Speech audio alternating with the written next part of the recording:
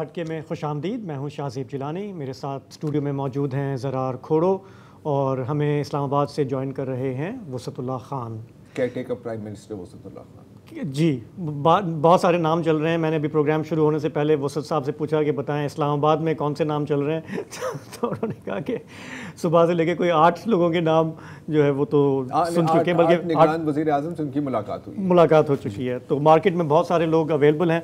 अब नाम किसका आता है ये कल पता चलेगा। हफ्ते को जो 2 बड़ी डेवलपमेंट्स हुई हमारे मुल्क में, एक बदकिस्मत मुल्क जिसके जो मुंतखब लीडर्स हैं उन्होंने ठेका ले रखा है जब से ये मुल्क बना है कि या वो जेल जाएंगे या जला वतन होंगे या फिर जान से भी जाएंगे। तो एक और साबिक वज़ीर आज़म को जेल भेज दिया गया, नाअहल करार दे दिया गया। काफ़ी अरसे से ये केस चल रहा था तोशा खाना का। जिन जज साहब ने ये फ़ैसला सुनाया, एडिशनल सेशन जज हुमायूं दिलावर, वो झटपट में उन्होंने फ़्लाइट पकड़ी और वो निकल लिए छुट्टियों पर। वो चले गए हैं लंदन इत्तलात के मुताबिक। और पीछे ज़ाहिर है कि हमने देखा कि जो चाहने वाले हैं चेयरमैन PTI के, उनमें गम व गुस्सा है, लेकिन रिएक्शन वो देखने में नहीं आया जो हमें मई में देखने में आया था। जो जलाओ घेराव हुआ था, उसके बाद जो पूरा क्रैकडाउन हुआ। लेकिन इसका मतलब ये बिल्कुल नहीं है कि लोग खामोश हैं। इसमें मैं इजाफा करना चाह रहा हूँ कि अभी जो लोकल गवर्नमेंट की इलेक्शन चल रही हैं पेशावर में, उसमें कम से कम एक सीट पर वाज़ेह अक्सरियत के साथ PTI की जीत भी हुई है। और क्योंकि इन चीज़ों को मैनेज करना थोड़ा शायद मुश्किल साबित हो सकता है, तो वो लगता ये भी नहीं है और भी इशारे हैं कि इस साल इलेक्शन होगी। लेकिन वो फिर हम आगे उस पर बात करते हैं, अभी दोबारा मौजू पर। लेकिन ये बात बिल्कुल दुरुस्त है कि हमारे यहाँ एक रविश रही है जब से ये मुल्क बना है कि जब हमारा फेवरेट होते हैं कोई लीडर तो हम बड़े जतन करते हैं उनको इक़्तिदार में लाने के लिए, पूरा निज़ाम तहस नहस कर देते हैं। लेकिन जब वो हमारे फेवरेट नहीं रहते तो फिर हम अदालत के ज़रिए कोई ना कोई कानून निकाल के ले आते हैं और उन्हें फ़ारिग कर देते हैं। तो ये सिलसिला पुराना है, इस पर भी हम तफसीली बात करेंगे। इस पर बात करना इसलिए ज़रूरी है कि हमारे कुछ लोग जिनकी जो समझेंगे सियासी बलूगत पिछले 10 साल में हुई है, वो ये समझते हैं कि ये तारीख़ में पहली दफ़ा हो रहा है, ऐसा पहले कभी नहीं हुआ। तो कभी कभी हिस्टोरिकल रेफरेंस देना ज़रूरी होता है। इस पर हम प्रोग्राम में बात करेंगे। अच्छा, साथ ही मैं बात काट रहा हूँ, लेकिन देखिए अब शो से पहले हमेशा डिस्कशन होती है हम तीनों में कि मतलब अगर एक बहुत बड़ी खबर है तो उसको किस तरह पेश करना है, किस तरह एनालाइज करना है। तो एक हमारी डिबेट चल रही थी कि जो अभी केस है जिसमें खान साहब को जेल भी भेजा गया है, नाअहली भी होगी अब, और ECP उनको चेयरमैनशिप से भी हटाएंगे। अब इसके जो कानूनी पहलू है इस पर हम बात कर सकते थे, लेकिन मैंने सोचा कि ना आपका वक्त ज़ाया करना चाहिए ना हमारा, क्योंकि जैसे अभी शाहज़ेब बोल रहे थे, देखिए आपका सर तोशा खाना की तलवार से कलम किया जाए या इकामे की कुल्हाड़ी से, गर्दन को तो फ़र्क नहीं पड़ता ना, गर्दन ने तो कटनी ही कटनी है।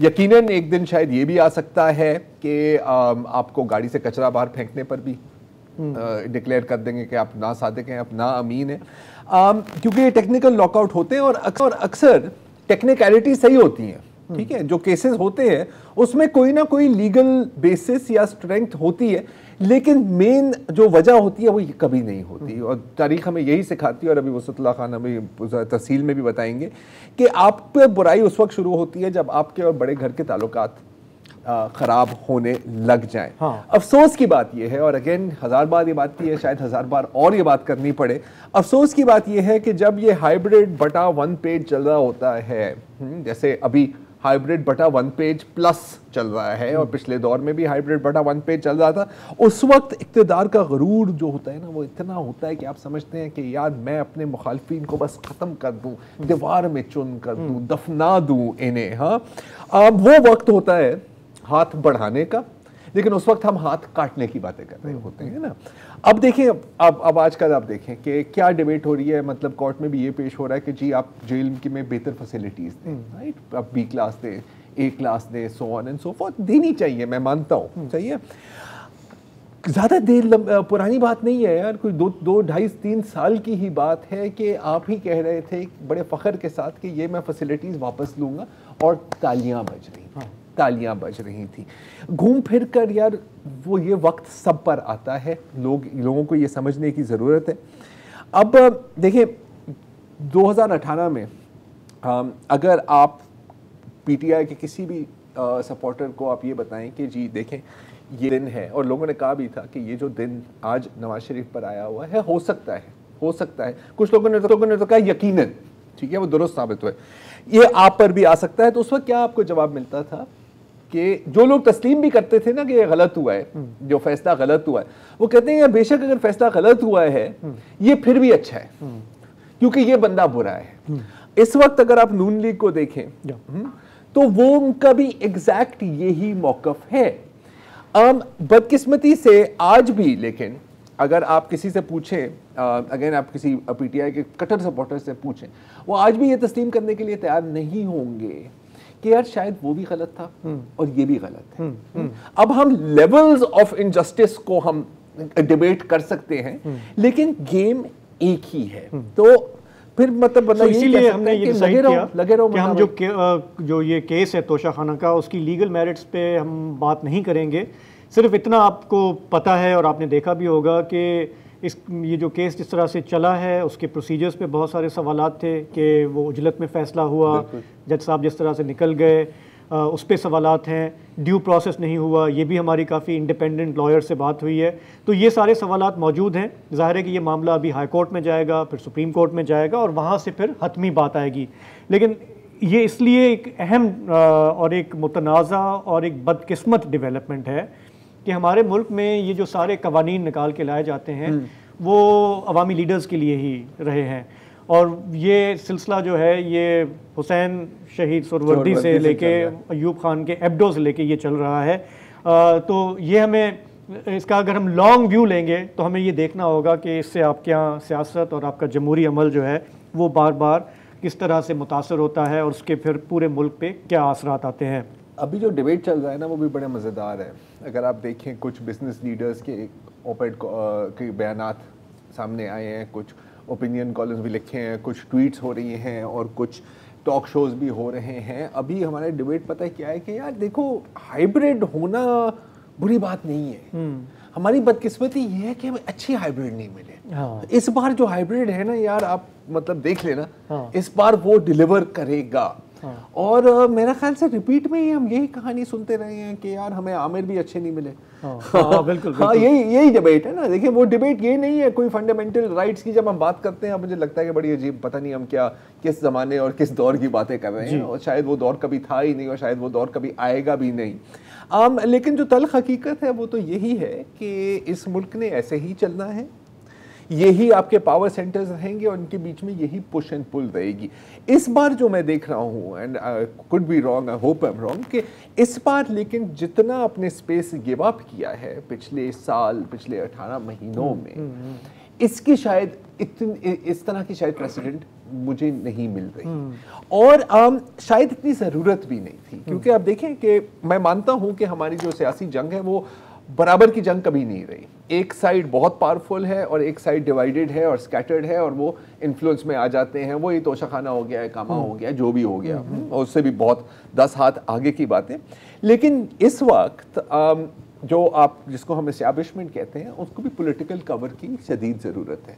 तो ये वो वक्त होता है जब आप बार्गेनिंग करते हैं। बेशक आपके पास मतलब इक्के ना हो आपके हाथ में, आप कहते हैं कि यार हो सकता है मैं जैक के साथ बाजी जीत जाऊँ, आप कंसेशंस लेते हैं। सवाल हमारा ये बनता है कि इस वक्त जो कंसेशंस लिए जा रहे हैं वो जमहूरियत या जमहूरी निज़ाम के लिए नहीं है, वो शायद अपनी। अच्छा, मुझे तो बार्गेनिंग की नज़र नहीं आई, मुझे तो डिक्टेशन नज़र आ रही है। डिक्टेशन, हाँ, मतलब ये कि बार्गेनिंग में तो कुछ लेन और कुछ देन होता है ना, कि आप कोई कंसेशंस लेंगे अपने पॉलिटिक्स के लिए, जमहूरियत के लिए, उनको महदूद करेंगे अपने दायरे में।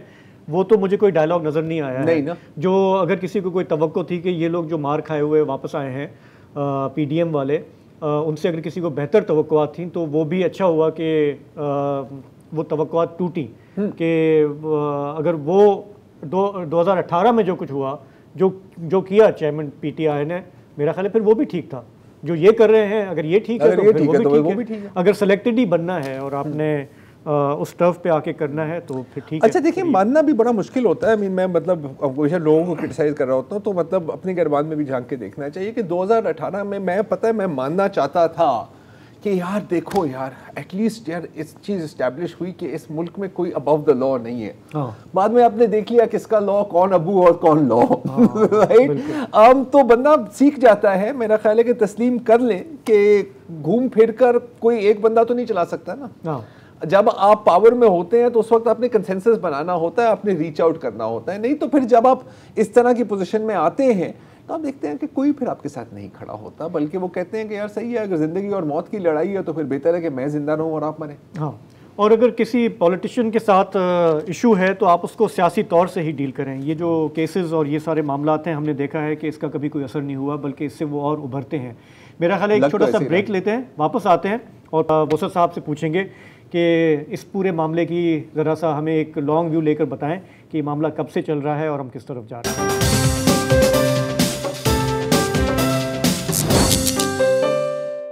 Welcome back. अभी वक्फे से पहले ज़रार खोड़ो और जिलानी साहब जो हैं इस पे बात कर रहे थे कि सियासतदान आखिर क्यों जाल में फंस जाते हैं। सियासतदान भोले नहीं होते, पहली बात तो ये जहन में रखने की है। मैं फौरी मिसाल दूंगा, आज जो बिलावल भुट्टो जरदारी ने नेशनल असम्बली में खिताब किया है, उन्होंने एक लाइन जो है वो उस पर मैं अटक गया हूँ कि कभी सियासतदान हुकूमत में होता है, कभी जेल में। वो अपनी हुकूमत के 16 माह में इदारों को अपने दायरा कार में काम करने पे आमादा ना कर सके। अब बात यह है कि मुझे आ रहे हैं खान साहब याद कि जब उन्हें इक़्तिदार से बाहर निकाल दिया गया तब उन्होंने असल राज बताया कि उनको तो हुकूमत करने नहीं दी गई, उनके तो हाथ पैर बंधे हुए थे। बिलावल साहब भी यही कह रहे हैं कि उन्होंने बड़ी कोशिश की कि वो इस तरह की सिचुएशन ना हो, इदारे अपने दायरा कार में रह के काम करें, लेकिन वो आमादा ना कर सके। यानी जब सांप निकल जाता है तो उसके बाद हमारे सियासतदान चाहे इधर के हों या उधर के, वो लकीर पीटने में एक्सपर्ट होते हैं। लेकिन जब उन्हें कोई बाहर का चैलेंज दरपेश नहीं होता तो फिर वो आपस में एक दूसरे के लिए एक ज़बरदस्त किस्म का चैलेंज बन जाते हैं। और जब सर पे हथौड़ा पड़ता है तो एक दूसरे से पूछते हैं कि ये हथौड़ा किसने मारा। मैं इसकी जो मिसाल दे रहा हूँ हैं तो 75 साल पे फैली हुई, लेकिन मैं इसमें जो सबसे इंटरेस्टिंग केस इस वक्त मुझे नज़र आ रहा है वो है सैयद यूसुफ रज़ा गिलानी का। यूसुफ रज़ा गिलानी जब जून 2012 में इफ्तिखार चौधरी ने उन्हें नाअहल करार दिया तो वो एक रिकॉर्ड बनाने वाले थे कि पाकिस्तान में आज तक कोई प्राइम मिनिस्टर अपनी आईनी मुद्दत पूरी नहीं कर सका, जो कि 5 साल होती है। यूसुफ रज़ा गिलानी चंद महीने अगर और रहते तो वो ये रिकॉर्ड ब्रेक कर सकते थे, लेकिन जाहिर है कि ऐसा नहीं हुआ। और उन्हें किस चीज़ पे नाअहल करार दिया गया कि उन्होंने स्विस हुक्काम को ये ख़त लिखने से इनकार कर दिया था कि जो सिटिंग प्रेसिडेंट ऑफ पाकिस्तान है उसके खिलाफ क्रिमिनल प्रोसीडिंग्स वो शुरू करें स्विट्ज़रलैंड में बदउनवानी के हवाले से। अब अजीब बात है कि वज़ीर आज़म अपने ही सदर के ख़िलाफ़ ख़त लिखे, और अगर ख़त नहीं लिखता तो वो तौहीन अदालत का मुर्तकिब होता है और फिर 5 साल के लिए वो नाअहल करार दिया जाता है। और नाअहल करार देने के लिए क्या किया गया, ये कहा गया कि जब तक ये प्रोसीडिंग जारी है ये ख़ुद को जो है इनको सज़ाए क़ैद दी जाती है, यानी कमरा अदालत जो है उसको 5 मिनट के लिए जेल में भी तब्दील कर दिया गया। अच्छा, मज़े की बात है कि ये पहला मौका था कि सुप्रीम कोर्ट के इस फैसले के ख़िलाफ़ खैबर पख्तूनख्वा की असम्बली ने एहतिजाजन 5 मिनट के लिए अपनी कार्रवाई मुअत्तल कर दी। ये भी अपनी तारीख़ में एक मिसाल है। मज़े की बात यह है कि गिलानी साहब को नाअहल करार देने की जो पिटीशन है वो पीटीआई और मुस्लिम लीग नून की तरफ से दायर की गई थी, और ये भी पहला मौका है कि किसी सिविलियन वज़ीर आज़म को नाअहल करार देने के लिए, और वो भी इस तरह के केस में पॉलिटिकल पार्टीज जो हैं उन्होंने इंस्ट्रूमेंट बनने का काम किया। जो बात है, तो इस लिहाज से ये एक यूनिक केस है। अच्छा, लेकिन अगर मैं हिस्ट्री में जाऊं तो बहुत सारे हथियार रख दिए जाते हैं। ये नेज़ा है, ये गुर्ज है, ये तलवार है, जो खंजर है। मकसद ये होता है कि जो है वो हांका किया जाए एक मखसूस आदमी का, और उसको जो है वो फिर घेर के सियासी तौर पे ख़त्म करने की कोशिश की जाए। पहली मिसाल इस सिलसिले की जो तारीख में है वो हुसैन शहीद सोहरवर्दी के, अपने ज़माने का बहुत बड़ा लॉयर जिसने बंगाल को पाकिस्तान में शामिल कराने में कलीदी किरदार अदा किया। जिन्ना साहब को हुसैन शहीद सोहरवर्दी पे अंधा एतमाद था। प्राइम मिनिस्टर रहे 1 साल। जब अयूब खान का मार्शल लॉ लगा तो उन्होंने सिर्फ ये किया कि भाई ये मार्शल लॉ जो है वो गलत है। तो उन्हें जो एब्डो का कानून था, उस वक्त तक आर्टिकल 62-63 नहीं आया था, सादिक अमीन नहीं आया था, उसकी जगह एब्डो था। तो एब्डो के तहत उन्हें सियासत में हिस्सा लेने के लिए 7 बरस के लिए नाअहल करार दे दिया गया, लेकिन वो फिर भी चुप नहीं हुए। जब वो चुप नहीं हुए तो सिक्योरिटी ऑफ पाकिस्तान एक्ट 1952 के तहत सोहरवर्दी को कराची सेंट्रल जेल में सॉलिटरी कन्फाइनमेंट में डाल दिया गया, पाकिस्तान दुश्मन सरगर्मियों के इल्ज़ाम में। उसके बाद उस इल्ज़ाम ने भी सस्टेन नहीं किया, वो बाद में जो है वो बरी हो गए और किसी ने नहीं पूछा कि भैया इस मुकदमे को बनाया क्यों था जब आप साबित नहीं कर सके। दूसरी जो मिसाल मिलती है जुल्फ़िकार अली भुट्टो की मिलती है।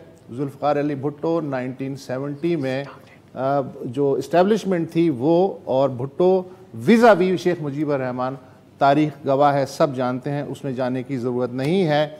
लेकिन जब वो नज़रों से गिरे तो 1977 में उन्हें 1974 में कोई कत्ल हुआ था नवाब मोहम्मद अहमद ख़ान का, उसकी साजिश में शरीक करके जो है उन्होंने कहा चल भाई तू तो आ जा। उस वक्त justice Samdani, KM Samdani Lahore high court के जज थे। उन्होंने कहा कि ये किस तरह का जो है इल्ज़ाम है। उन्होंने भुट्टो साहब की गिरफ्तारी को गैर कानूनी करार देते हुए उनकी रिहाई का हुक्म दिया। भुट्टो साहब को रिहा कर दिया गया। 3 दिन बाद मार्शल लॉ का ऑर्डर नंबर 12 जारी हुआ। इसका मकसद था कि अमन व अमान को खतरे में डालने और मार्शल लॉ ज़ाब्तों की राह में रुकावट बनने वाले किसी भी शख्स को हिरासत में लिया जा सकता है। भुट्टो साहब को इस हुक्मनामे के तहत हिरासत में लिया गया। ये किसी अदालत में चैलेंज नहीं किया जा सकता था, इस ऑर्डर में लिखा हुआ था। और इसके बाद भुट्टो साहब जो हैं वो जिंदा जेल से बाहर नहीं आ सके। यही कुछ जो है भुट्टो साहब तो जिंदा नहीं आ सके, उनकी जो बेटी हैं वो बहरहाल जिंदा रहीं, लेकिन उन्हें 2 दफ़ा ज़ियाउल हक के दौर में नज़रबंद किया गया। एक वक्त जब वो अपने भाई की मैयत के साथ पाकिस्तान आई 1985 में, और दूसरी बार जब 1986 में वो लाहौर में उतरी और कराची में जब उन्होंने जलसे से खिताब किया तो उन्हें इस इल्ज़ाम में हिरासत में लिया गया 90 रोज़ के लिए कि उन्होंने मार्शल लॉ हुकूमत की मुखालफत में तकरीर की थी। लेकिन यह कुछ नहीं है। सियासतदानों ने क्या किया, अप्रैल 99 में नवाज शरीफ की हुकूमत ने 2 मरतबा बेनज़ीर भुट्टो बरतरफ हो चुकी थी। नवाज शरीफ हुकूमत का जो सैफुर रहमान एहतसाब ब्यूरो है, आपको याद होगा, उसने बीबी को 5 साल कैद और 5 साल की सियासत से नाअहली की सज़ा सुनाई। उन पे इल्ज़ाम था कि उन्होंने एक स्विस कंपनी को ठेका देने में घपला किया। लेकिन उसके 4 महीने बाद जनरल परवेज़ मुशर्रफ ने नवाज शरीफ का बिस्तर गोल कर दिया, उन्हें अटक के किले में सलाखों के पीछे बंद कर दिया। सऊदी जो हैं उन्हें छुड़ा के जद्दा ले गए। तो ये एक लंबी सूरत हाल है। नवाज शरीफ को तीसरी बार आपको पता है कि किस तरीके से वो तनख्वाह लेने पे नाअहल करार दिया गया कि जो उनके बेटे की कंपनी की थी और उन्होंने नहीं ली, ये उनका जुर्म करार पाया। उसके बाद शाहिद खाकान अब्बासी को LNG केस में करप्शन के इल्ज़ाम में जो है तंबू किया गया नैब ने, लेकिन वो भी साबित नहीं हो सका। अब इमरान खान के साथ भी वही हो रहा है। तो मतलब ये हुआ कि सामान तैयार होता है, ज़रूरी नहीं है कि आप करप्शन करें, ज़रूरी नहीं कि आप मुल्क दुश्मन हो, आप कुछ भी हो सकते हैं। आप तनख्वाह ना लेने पे भी जा सकते हैं, आप तनख्वाह लेने पे भी जा सकते हैं। मकसद है हाके का शिकार। बॉटम लाइन यही है। अच्छा, लेकिन देखो सबसे जो अफसोस की बात है ना, एक बार फिर कि आप सीखते नहीं हैं। और मैं सियासतदानों की बात नहीं कर रहा। देखिए, सियासतदानों की जो कैलकुलेशन है ना यार, वो आपको अच्छी लगे या नहीं समझ में आती है कि यार देखें, सारी पावर बड़े घर के पास है, बना के रखो। हाँ, कभी कभी गुस्सा हो जाएंगे तो चले कोई बात नहीं, बर्दाश्त कर लें, और साइड में जितना माल पकड़ सकते हो बुरे वक्तों के लिए आप पकड़ लें। ये जस्टिफिकेशन नहीं है, लेकिन एक एक्सप्लेनेशन है। इस तरह की जो एटीट्यूड है, जो सपोर्टर्स है ना, उनको भी थोड़ा सा ये समझना चाहिए कि यार हर चीज स्याह और सफेद नहीं है। ऐसा नहीं है कि सिर्फ आपके लीडर ही दूध के धुले हुए हैं और बाकी सब चोर डकैत और कातिल हैं। क्योंकि जब तक आप इस सोच से नहीं निकलने, और बहुत मुश्किल है इस सोच से निकलना, क्योंकि आपको अपने आप से लड़ना होता है ना यार, आपके जो प्रीवियस वर्जन्स हैं उनके साथ आपको आर्ग्यूमेंट करनी होती है। लेकिन जब तक आप कड़वा घूंट पीकर ये नहीं समझेंगे कि सर आपको वो अच्छा लगे या बुरा लगे, जो उसके साथ किया जा रहा है वो आपके साथ भी होगा ऑन द रिपीट, तो हम ऐसे ही चलते रहेंगे। What goes around comes around। तो एक ब्रेक लेते हैं, वापस आते हैं तो हम बात करेंगे कि कल निगरान वज़ीर आज़म का सुनाए के ऐलान होगा, उसके बाद ये असम्बलियाँ तहलील होंगी परसों। आगे का सिनेरियो क्या है, आने वाले महीनों में पाकिस्तान में क्या होने जा रहा है, इस पर बात करेंगे।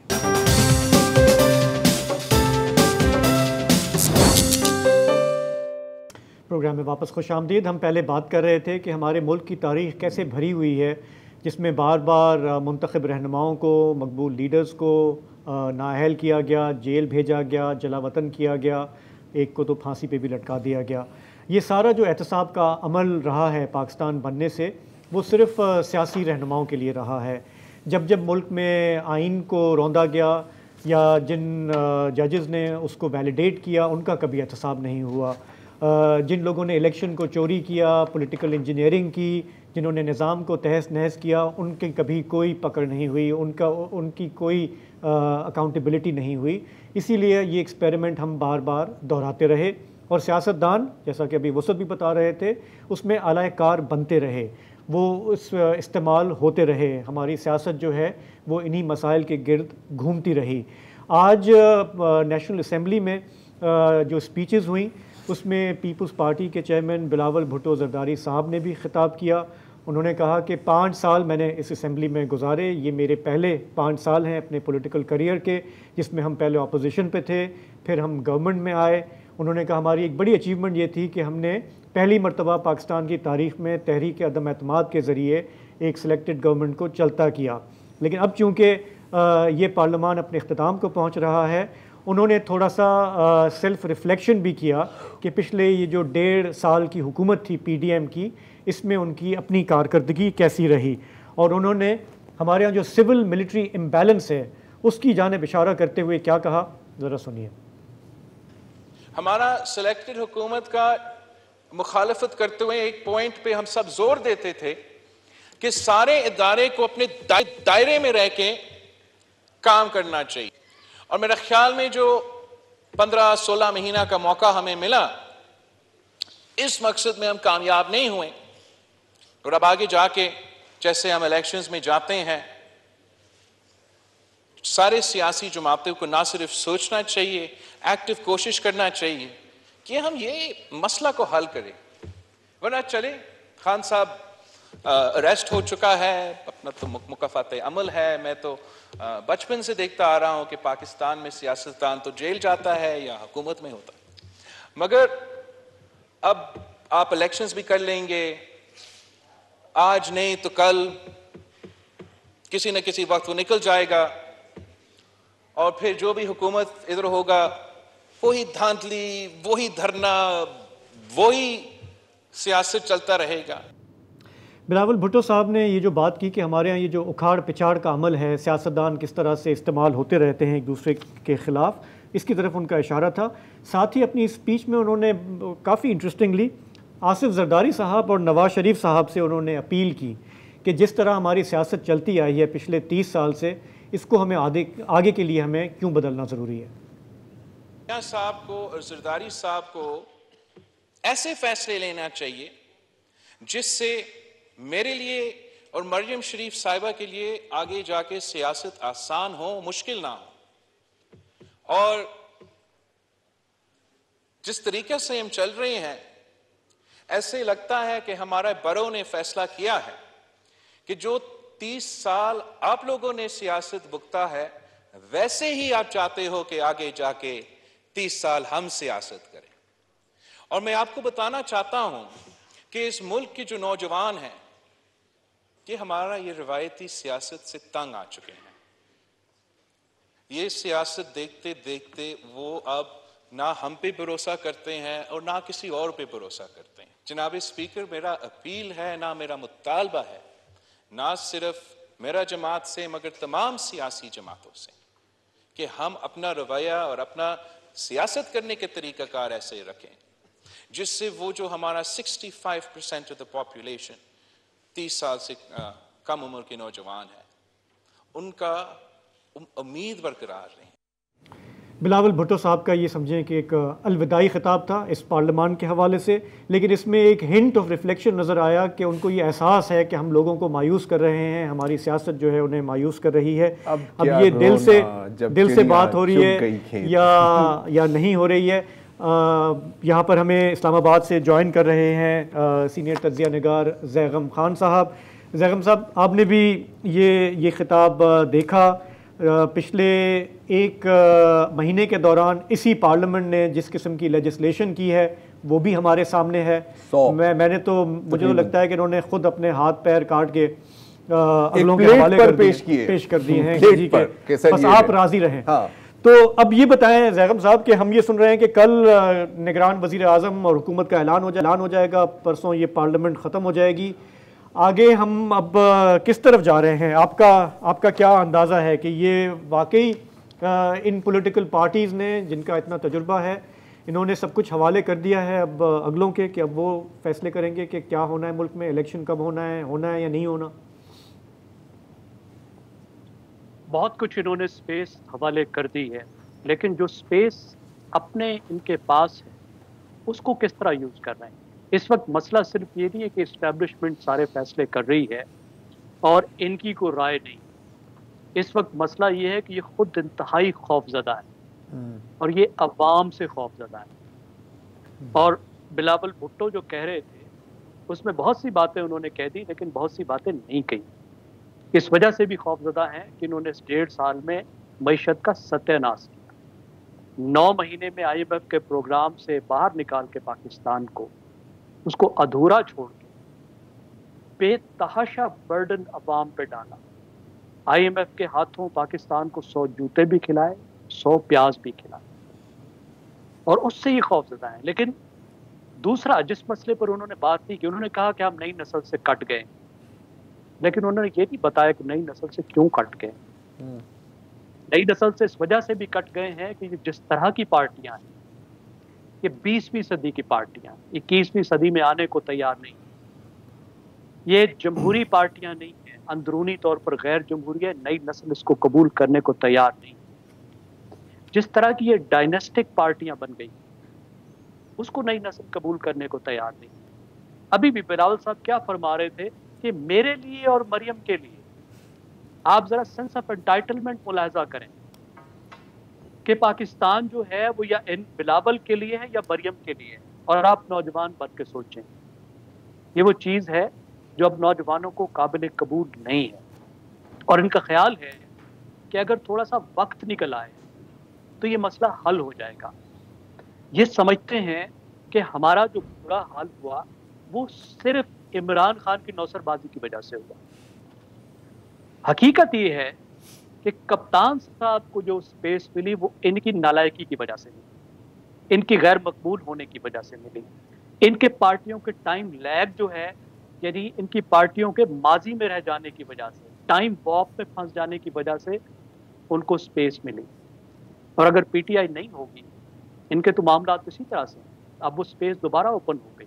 उस स्पेस के दोबारा खुलने के नतीजे में क्या होगा वो हमें मालूम नहीं है। तो ज़ैगम साहब, थोड़ा सा एक प्रैक्टिकल सवाल ये कि अब देखें ये तशवीश बढ़ रही है कि मर्दमशुमारी को जवाज़ बनाकर अब जो इलेक्शन पोस्टपोन करने की बात हो रही है, तो ये 4 महीने पोस्टपोन होंगे, 6 महीने होंगे, या उससे ज़्यादा भी हो सकते हैं। मतलब ये अब आप बताएं कि इस पर कंसर्न होना चाहिए, या मैं ये भी बात सुनता हूँ कि यार अगर ये निगरान आके ये टफ फैसले करते हैं, प्राइवेटाइजेशन कर देते हैं, यूँ कर देते हैं, तो ठीक है क्योंकि सियासी जमातों से तो हो नहीं सका, तो might as well let them do it. हाँ, अच्छा, अब इसमें मैं एक इजाफा करूंगा आपकी इजाज़त के साथ। अगर यही सोच है कि अगर ये कर ही रहे हैं तो फिर नई हुकूमत की ज़रूरत भी क्या रही। हाँ, अगर ऐसे ही चलाना है मुल्क को, चलना है तो फिर आप निगरान में भी चला सकते हैं, पैसे भी बचेंगे इस तरह। जी ज़ैगम साहब, मेरे ख्याल में ये जो बेयकीनी क्रिएट करने जा रहे हैं, ये बहुत ही डरने का मकाम है। ये पूरी कौम को एक अनचार्टर्ड टेरिटरी में धकेल रहे हैं। और देखिए इसेंशली क्या कर रहे हैं कि अवाम का जो हक हुक्मरानी है, जिसकी ये बात करते रहते हैं, ये जो सिविलियन सुप्रीमेसी करते हैं, इसेंशली अवाम के हक हुक्मरानी की बात है ना, वरना क्या मसला है? तो ये तो नहीं है कि ये फौजियों से ज़्यादा खूबसूरत होते हैं, उनसे ज़्यादा ज़हीन होते हैं।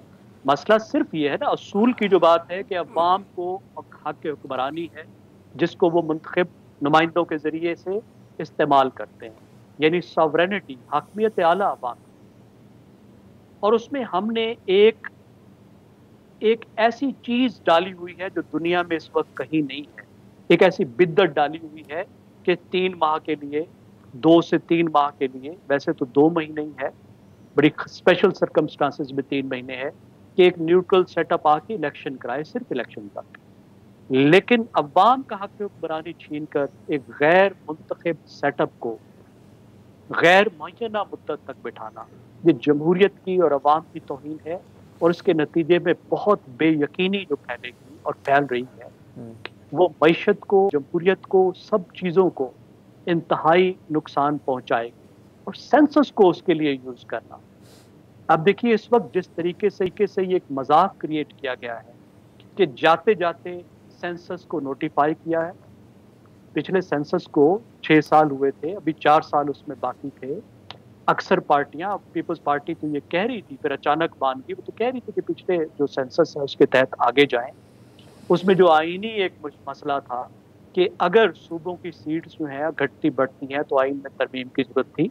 पता नहीं ये कैसे इन्होंने निकाल लिया कि सूबों की सीटें भी नहीं घटेंगी, ना बढ़ेंगी। ये सिर्फ एक उज़्र है और इसके पीछे सिर्फ वो खौफ है, इलेक्शन का खौफ है और वक्त क्रिएट करना चाहते हैं। खास तौर पर मुस्लिम लीग का मसला है और उसकी 3 वजूहात हैं। ज़ैगम साहब, सॉरी आपकी मैं बात काट रहा हूँ, हमें वक्फा लेना है। वक्फे के बाद जो 3 वजूहात हैं वो हमें बताएं।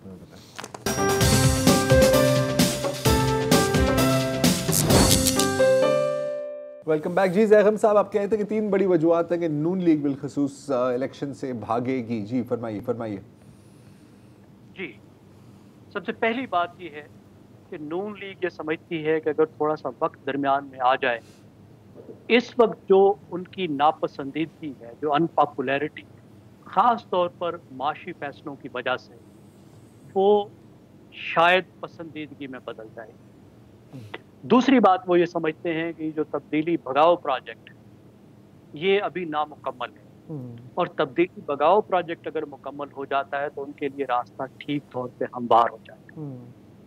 तीसरी चीज़ वो समझते हैं कि इस वक्त कोई लीडर उनका ऐसा नहीं है जो अवाम को अपील कर सके, जो मोबिलाइज कर सके, जो वोटर्स को ला सके पोलिंग स्टेशन तक। और वो समझते हैं कि नवाज शरीफ का आना ज़रूरी है और नवाज शरीफ की जो कानूनी मुश्किलात हैं उनको दूर करने के लिए कुछ वक्त चाहिए।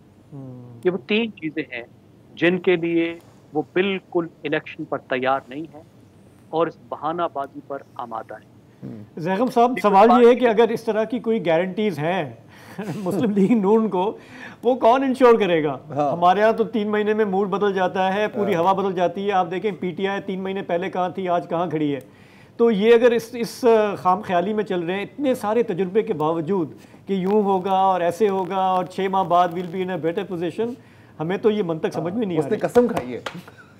मेरा ख्याल है मंतक की वजह उनका एक रिसेंट तजर्बा है कि जब पीटीआई ने पंजाब और केपी की असम्बली से इस्तीफ़ा दिया और इलेक्शन कॉल किए, तो इन्होंने जो इलेक्शन मुलतवी किए तो इस उम्मीद पर किए कि कुछ ना कुछ हो जाएगा। और इनकी किस्मत ये है कि इनके पाँव के नीचे बटेरा आ गया और पीटीआई ने 9 मई को वो कुछ कर दिया कि इनकी लॉटरी निकल आई। तो ये आप समझते हैं कि शायद अब भी वक्त निकलता रहेगा तो शायद इनके फेवर में ही कुछ होगा। मैं आपसे मुकम्मल इत्तफाक करता हूँ। हमारे सामने जो एक बेहतरीन मिसाल है, जो एक्सट्रीम, एक इंतहाई एक मिसाल है अगरचे, जब जुल्फ़िकार अली भुट्टो को ज़ियाउल हक ने बरतरफ किया तो उस वक्त जो पीएनए की जमातें थी वो सबसे बड़ी चैंपियन थी इलेक्शन को मुलतवी करने की। वो मुतालबा ज़ियाउल हक से कर रही थी, ज़ियाउल हक से ज़्यादा उनको शौक था उस वक्त। पहले इंतखाब फिर इंतखाब, पहले इंतखाब फिर इंतखाब। जब टाइम निकल गया दरमियान में थोड़ा, तो आप देखिए कि बड़ी जल्दी पूरी की पूरी सिचुएशन तब्दील हो गई और बाद में तो नामो निशान ही मिट गया। सियासी जमातों के तौर पर वो रेलिवेंट हो गई। वो सियासी रहनुमा जिनको समझा जा रहा था कि वो वज़ीर आज़म बनेंगे, एयर मार्शल असगर खान, वो खुद तो क्या, उनका साहिबजादा भी कभी मुंतखब नहीं हो सका। ये जो सूरत हाल है, इसे मैं पहली अपनी बात से जोड़ूंगा, क्योंकि ये समझते हैं कि इनकी गैर मकबूलियत की वाहिद वजह PTI। ऐसा नहीं है। इनकी गैर मकबूलियत की वजह इनकी अपनी पॉलिसियाँ और खुद इनकी पार्टीज की जो इंटरनल इश्यूज हैं, उनकी सियासी जमातें जिस मसले से गुजर रही हैं, जिस डायनेस्टिक ट्रांसफर से गुजर रही हैं। आप जरा टीवी खोल कर देखिए, मुस्लिम लीग नवाज का कोई लीडर आपको 70 साल से कम का नजर आता है? आपको एक तो वो नजर आएंगे जिनके अब्बा फौत हो गए हैं और वो अब्बा की जगह आ गए हैं, इसलिए वो 40-50 साल के। इनके अलावा 100% आपको जितने नजर आएंगे वो 70 साल से आगे के नजर आएंगे। वही गुफ्तगू, वही बातें, वही तरीका, वही मीटिंग, जबकि पाकिस्तान इतना ज्यादा बदल चुका है। असल मसला इनका अपना है, लेकिन जो डीमंस नजर आ रहे हैं वो किसी और में नजर आ रहे हैं। जो डीमंस हैं उन्होंने इनकी कमजोरियों का फायदा उठाया है, ये अपनी कमजोरियों को दूर करने को तैयार नहीं है। हुकूमत मिलती है तो भाई को वजीर आजम बनाना है, भतीजे को वजीर आजम वजीर आला बनाना है और गोलक पर समधी को बिठाना है। वो जिस तरह जाती दुकान होती है ना, फैमिली की दुकान होती है, आपको पता है, गोलक पे बाहर वाले को नहीं बिठाया जा सकता, गोलक पे घर वाले का बैठना जरूरी होता है। आधी कैबिनेट अपनी बिरादरी की रखनी है, बाकी लाहौर और GT रोड से लाने हैं। ये तो आपका तरीका है। ज़ैगम साहब, जो आज का जो मैंने जो स्पीच देखी है बिलावल साहब की, मुझे ये भी एक सेंस मिला, and maybe I am wrong about this, कि एक सेंस ऑफ फ्रस्ट्रेशन था कि ये हमारे जो अकाबरीन है, इस वक्त जो फैसले हमारे हो रहे हैं, हमारे लेट्स से के असल हुक्मरानों के साथ जो बातचीत हो रही है मियाँ नवाज शरीफ की, आसिफ जरदारी साहब की, है तो बस यही 3-4 लोग ही हैं ना जो मेन फैसले कर रहे हैं, बाकी everybody has to fall in line. और मुझे ये सेंस मिला, एक सेंस ऑफ फ्रस्ट्रेशन, कि ये जो भी अभी हो रहा है उसमें काफ़ी सारे पार्लियामेंटेरियंस जो हैं उनमें तजब्जुब है, खदशात हैं, काफ़ी सारा तजुर्बा है, but they can't do much about it. कि ये मामला जो है ये सबके हाथ से निकल सकता है। जिस तरह से आप ट्रे में रख के सारे इनिशिएटिव जो है आप अगलों के हवाले कर रहे हैं, तो जब पार्लियामेंट नहीं होगा उसके केयर टेकर जो हैं वो इकोनॉमिक रिफॉर्म्स भी करेंगे आके, उनको पावर्स भी सारे दे दिए हैं, तो there will be a question, जैसे आपने खुद भी कहा, आपने वो PNA वाली मिसाल दी कि वो there will be a question कि जिनकी क्या ज़रूरत है इनके साथ पावर शेयर करने की, जब हम खुद चला सकते हैं और बेहतर चला सकते हैं मुल्क। देखिए, मुझे तो बिलावल ने बहुत मायूस किया है। उसकी फ्रस्ट्रेशन एक्सप्रेस करने का क्या मतलब है? अब्बा जान का वो दुम छल्ला बना हुआ है, पार्टी आसिफ जरदारी की है, ये बिलावल की पार्टी तो नहीं है ना। बिलावल अपनी पार्टी बना चुका है, उसको इतना अरसा इन्फेंटिलाइज किया गया है, बच्चा बना के रखा गया है। टाइम लगता है, जनरेशंस की पार्टियां हैं।